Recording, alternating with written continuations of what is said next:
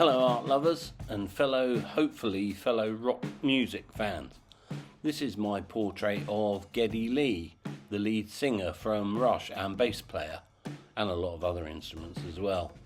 I'm a big fan of Rush and I wanted for a long time to do one of their portraits, and I felt the time was right now. And this first section is a bit of a time lapse, if you like. I'm just trying to really get the shapes and the proportions, and I think you'll see from when I finish this first section, we'll show you the picture in just a second. You'll see that at the moment, as I say on here, it looks like a cross between Herman Munster and a hacker from Anonymous.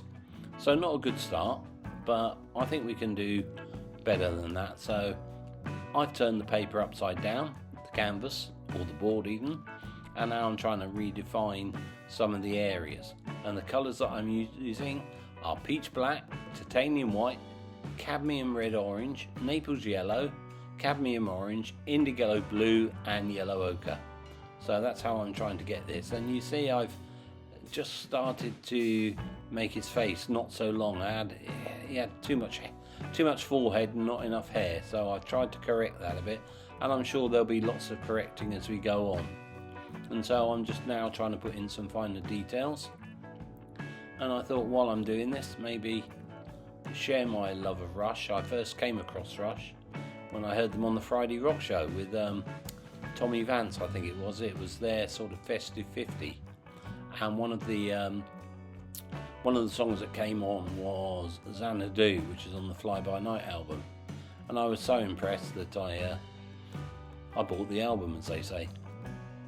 Anyway, I'll come back to my love of Rush in just a minute, but as you can see I've turned the painting back the right way up, and I'm continuing to add some more detail on the face and try and hopefully make him not look like he's seen a ghost.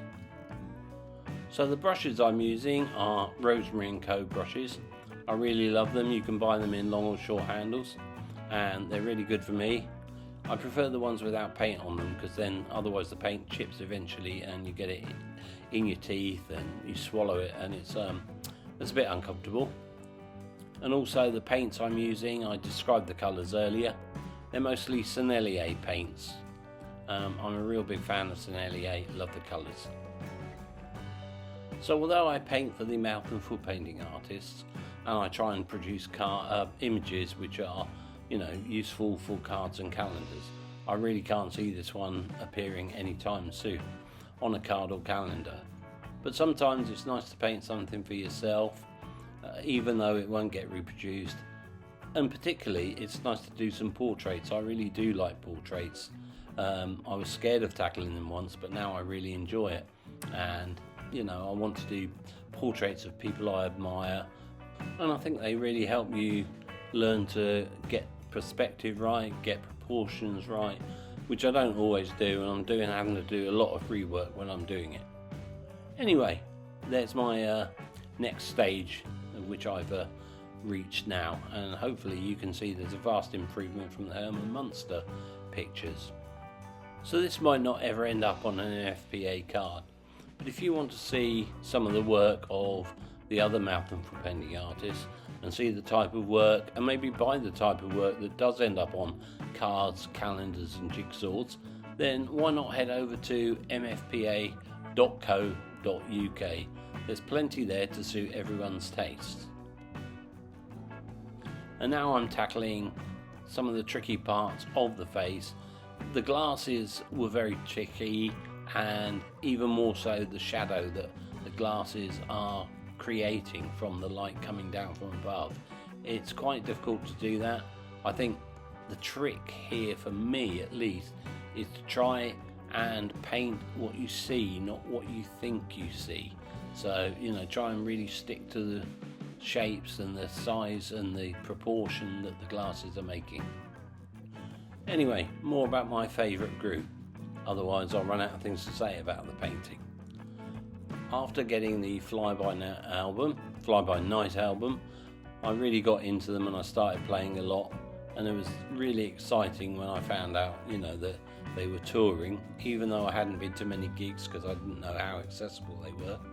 But I went a couple of times to see them I think it was a Wembley Arena. I remember, you know, going up to London, driving up there with some friends and stopping off at Wembley Arena and seeing them, and they were really good. I really enjoyed it.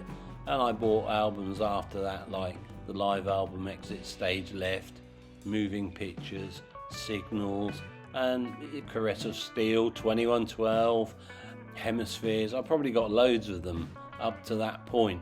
And then around Signals and Power Windows, they started to move towards a more synthesizer-based sound. And I guess I kind of needed my guitar fix, and so I stopped buying their albums for a while. But I must say I was lucky enough to see them on their Clockwork Angels tour, which I think was one of the last they did before drummer Neil Peart, I call him a drummer, sorry, percussionist Neil Peart, one of the best percussionists I've ever heard, before he sadly passed away. So that was my history of Rush, and that's why I got into them, and I love them, and I've got loads of their albums. I've probably got too many, and I bought some of those extra releases, and I've got someone who got me a book signed by Geddy Lee all the way from Canada. If you're watching this, thank you, Toronto John. He's on the AFC Bournemouth forum, and we connected over our love of Rush, and he was very kind enough to get me the book, Geddy Lee's Big Beautiful Book of Bass. Try saying that when you've had a few. Anyway, I better get back to the art now. I think you can see I'm still plugging away at it, trying to get it right. There are things that I like, there are things that I don't like. I'm starting to put in detail around the hair now, and I'm hoping that I'm gonna get this right.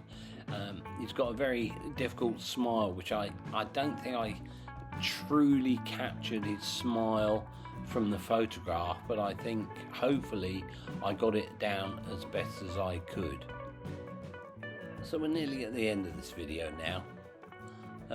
I've talked about Rush, I've talked about the painting. I hope you like the finished piece when it's done. I certainly was much more pleased with it than that first image you saw. Anyway, if you like this, you can follow my social medias and the link I'm giving you below. And also, please subscribe to my YouTube channel. Give this picture a like, and also please subscribe.